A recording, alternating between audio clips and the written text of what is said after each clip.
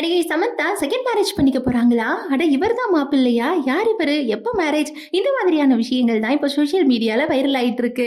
சமந்தா நாக சைத்தன்யா அவங்க திருமணம் பண்ணதை விட அவங்க விவாகரத்து வாங்கினது தான் அதிக அளவுல பேசப்பட்டுட்டு வந்துச்சு. சமந்தா விவாகரத்துக்கு அப்புறமா ரொம்பவே மனசுடைஞ்சு போயிட்டாங்க. சமந்தா ரொம்பவே அப்செட் மோட்ல போனா கூட அதுல இருந்து மீண்டு வர்றதுக்காக நிறைய ரிஸ்கான விஷயங்களும் பண்ணிட்டு இருந்தாங்க.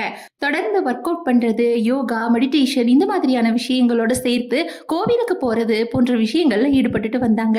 சமீபத்துல கூட திருப்பதி கோவிலுக்கு போயிட்டு வந்த வீடியோ சோசியல் மீடியால வைரல் ஆச்சு.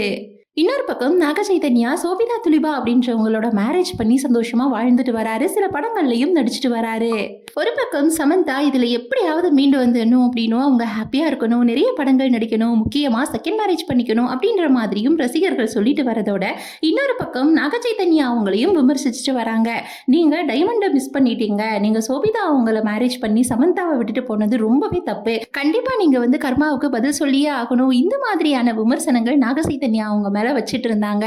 அது மட்டும் இல்லாம சமந்தா இருக்கிறப்போ நாக சைதன்யா ஃபேமிலி எப்படி இருந்துச்சு, துலிபா இருக்கிறப்போ எப்படி இருக்கு, இது மாதிரி கம்பேர் பண்ணியுமே நிறைய வீடியோக்களை சோசியல் மீடியால பகிர்ந்துட்டு வந்தாங்க. அது மட்டும் இல்லாம இப்ப சமந்தா அவங்க தெலுங்கு டைரக்டர் ராஜன் நிடிமுரு அவங்களோட இருக்கிற மாதிரியான போட்டோஸ், வீடியோஸ் எல்லாமே இப்ப சோசியல் மீடியால வைரல் ஆயிட்டே இருக்கு. விவாகரத்துக்கு அப்புறமா சாகுந்தலம், குஷி போன்ற படங்கள்ல சமந்தா அவங்க நடிச்சிருந்தா கூட அந்த படங்கள் பெரிய அளவுல பேசப்படல. இதற்கிடையில தெலுங்கு டைரக்டர் ராஜன் நிடிமுரு அவங்களோட இயக்கத்துல சிட்டாடல் ஹனிபனி அப்படின்ற சீரீஸ்ல சமந்தா அவங்க நடிச்சிருந்தாங்க.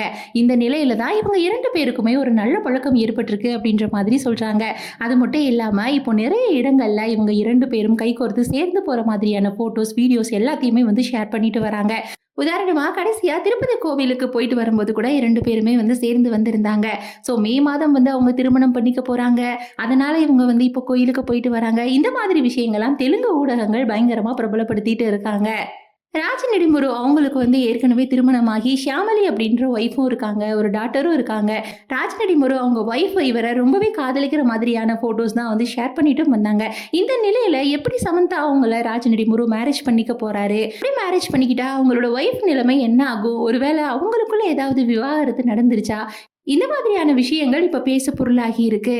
சரி, இதை பத்தி சமந்தா என்ன சொல்றாங்க அப்படின்னா, இதை பத்தி அவங்க எதுவுமே வாய் திறக்கல.